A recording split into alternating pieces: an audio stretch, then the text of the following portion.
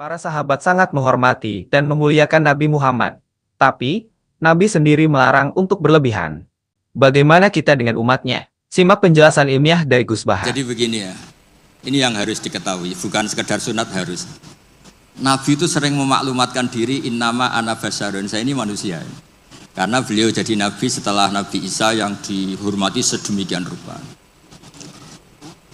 Ya, terus Nabi itu ya memperlihatkan kalau sering tersinggung. Misalnya ada orang yang nggak suka sama Said Abbas pamannya, Nabi ya tersinggung. Kalau nggak suka keluarganya tersinggung. Tapi setelah itu Nabi membenahi dirinya sendiri bahwa saya ini Nabi, rujukannya hak bukan sentimen keluarga. Nah sahabat juga sama ya, hormat sekali sama Nabi, tapi tetap kaidahnya itu la tutruni kama atrot an-nasoro, ya kamu jangan berlebihan sampai mentaklih, sampai menuhankan. Kalau hormat yang berlebihan dengan arti loyalitas atau bahasa tubuh, itu ya mulai dulu ada ya di semua tradisi. Sama lihat di kerajaan-kerajaan atau di film-film Cina itu kan semua, baik versi ketua suku maupun ketua geng, ketua apa saja kan ya dihormati oleh anak.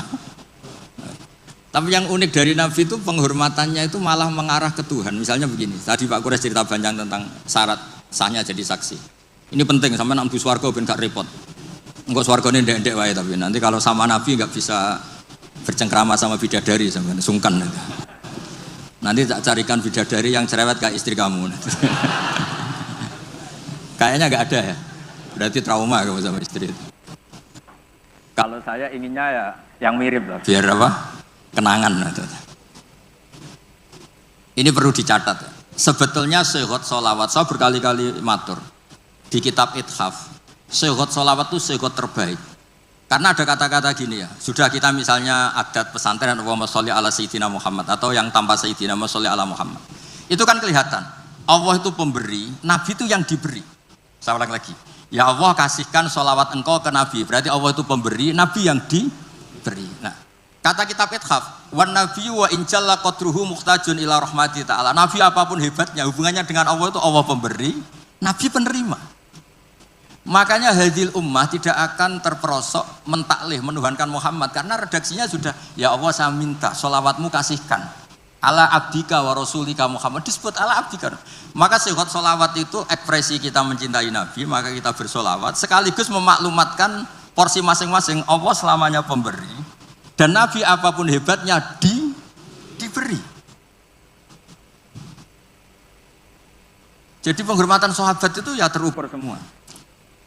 Lah nanti kultur-kultur tertentu di daerah tertentu, misalnya di Kesultanan Jogja atau Kesultanan Maluku, semua di pondok, di apa-apa. Saya yakin semua orang soleh itu inginnya semuanya proporsional. Nggak tahu kalau yang sentimen, tapi semua orang soleh itu inginnya pasti propor. So, itu pasti, tak jamin. Terus yang terakhir tentang sholat. Ada kata-kata as-sholatu imaduddin. Nabi kok tidak bukti Nabi itu gimana? Tadi kata Pak Kures kita butuh seksi. Ketika beliau jadi Nabi dan diikuti banyak orang, yang jadi ukuran ajaran terbesar beliau itu apa? Sholat. Dan sholat itu nyuruh apa coba? Allahu Akbar kabira walhamdulillah katsira subhana rabbiyal azim subhana rabbiyal a'la. Ketika itidal Rabbana walakal hamdu. Masa ada seorang manusia bikin satu ritual yang semuanya itu muji Allah? Itu kalau enggak Nabi enggak bisa. Sampai antak kayak hak gawe wiridan mantra nguntungno sampean dhewe mesti. Sampean misalnya tak angkat jadi tokoh spiritual kula. Wah loro kula mesti. Nabi ini luar biasa, hidupnya dihabiskan untuk menata sholat. Dan di semua sholat itu apa? Ada tasbihullah, takbirullah, Allahu Akbar, terus at-tahiyatul mubarakatuh, sholawatut. Itu kalau nggak Nabi tidak bisa. Bagaimana seorang manusia yang punya nafsu, punya selera, punya haddun nafsi, kemudian semuanya diarahkan ke Allah? Tidak bisa kalau nggak Nabi.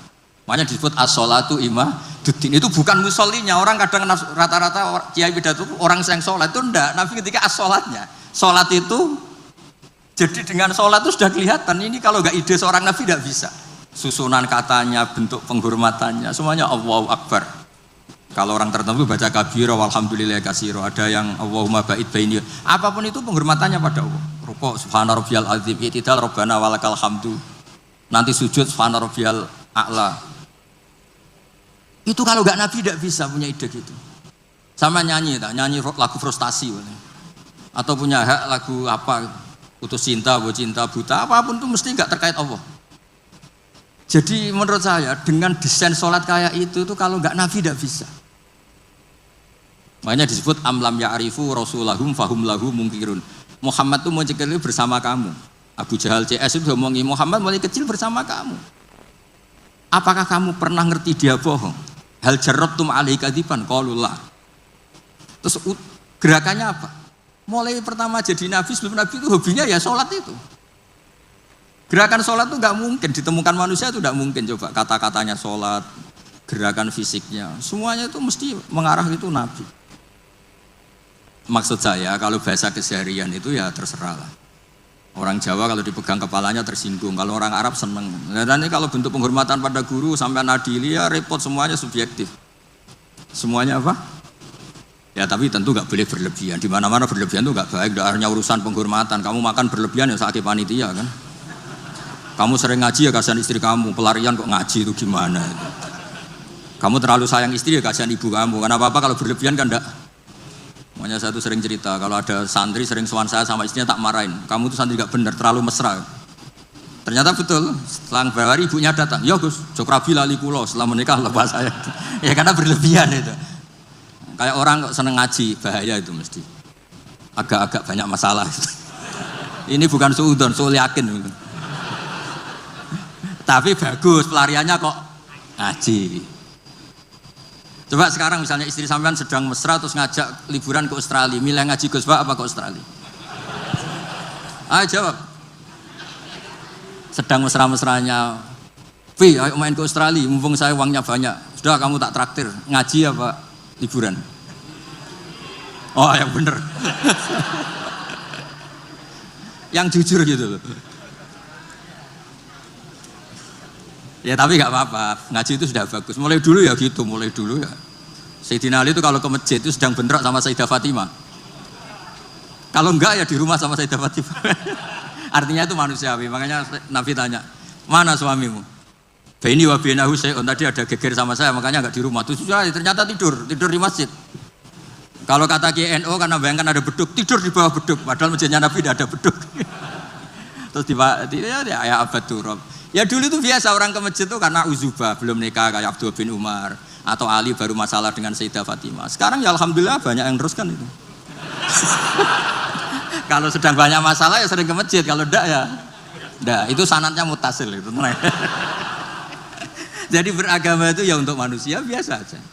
Sementing tauhidnya ditata, tadi kata Pak Quraisy kalau iman sama Rasulullah Muhammad Nabi ya syahadahnya di minimal syahadat tadi. Orang punya ide menemukan sholat tuh kalau enggak seorang nabi itu tidak bisa. Coba kalimat sholat itu menguntungkan nabi apa menguntungkan Allah? Kalau boleh dibahasakan, semuanya mengarah ke Allah. Bahkan hubungannya nabi dengan Allah itu kita katakan apa? Allahumma sholli, ya Allah kasih. Nabi saya ini kasih rahmatmu. Tetap saja hubungannya Allah pemberi, nabi diberi, penerima. Jadi nggak mungkin agama ini kebablasan sampai menuhankan. Nah, masuk surga pun dengan rahmatnya Allah. Sampai Nabi ngendikan kamu tidak masuk surga karena amal kamu. Wala anta ya Rasulullah, juga engkau tidak masuk surga karena amal engkau. Wala ana illa ayataghammadani ya Allah birahmati. Kayak apa? Segalanya itu Allah itu kayak. Keren kan jenengan? Keren. Sekarang ngrungokno ngaji.